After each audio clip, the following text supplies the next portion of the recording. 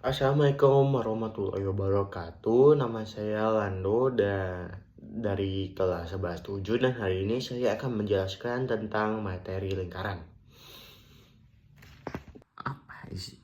Lingkaran. Nah, yang pertama, lingkaran tuh ada sifat-sifat sudut. Ya, yang pertama kita pelajari dulu sifat-sifat sudut. Yang pertama, ini ada kayak persegi itu 2, 3, 4. Nah, kalau udah bentuknya seperti ini, berarti yang saling berhadapan itu jumlahnya 180 derajat.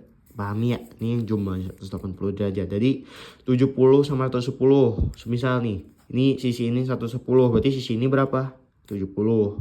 Kalau sisi ini 90, berarti udah pasti sisi depannya 90 juga. Jadi intinya totalnya 180. Lalu yang kedua ada sudut pusat. Sudut pusat sama dengan 2 kali sudut keliling. Nah, sudut kelilingnya 40 derajat. Jadi berapa sudut pusatnya? Tinggal kali 2 aja ya teman-teman, jadi 80. Jadi kalau semisal ini juga sudut pusatnya 80, sudut kelilingnya berapa? Tinggal dibagi 2 aja jadi 40. Nah, lalu ada teorema Thales. Jadi apa enggak sudut yang menghadap garis diameter itu pasti besarnya 90 derajat. Jadi sudut yang menghadapi garis diameter itu besarnya 180 derajat. Itu saja untuk 3 sifat lingkaran. Kita langsung ke contoh soal. Bentar.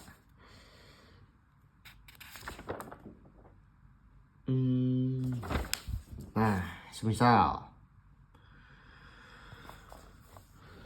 sudut ini, lingkaran ini memiliki besar 40 derajat. Berarti berapa sudut yang ini dan sudut ini? Udah pasti dong, ini sudut pusat ini sama dong. Tinggal dikali 2 aja, 80. Nah, ini pasti 80 gedenya ini.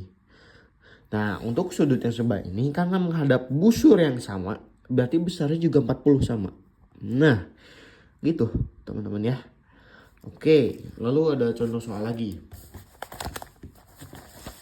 Ini untuk besar ini adalah 70 derajat. Nah, untuk sedangkan besar sisi ini adalah 80 derajat.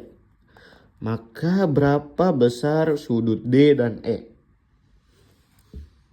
Nah, ini tinggal gampang aja sih ya, 70 sama D. Nah, sudut D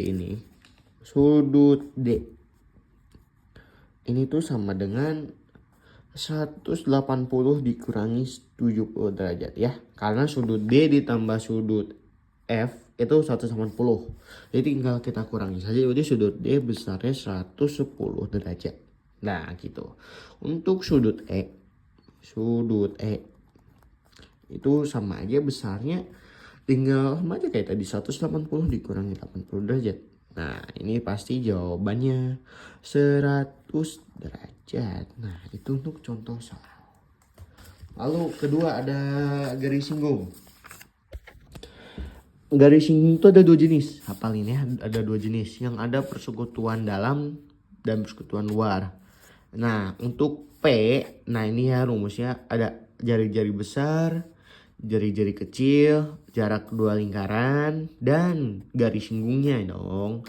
Rumusnya P kuadrat sama dengan D kuadrat dikurangi R tambah R akar 2. F pangkat 2. Oke, jadi D mewakili jarak dari lingkaran 1 ke lingkaran 2.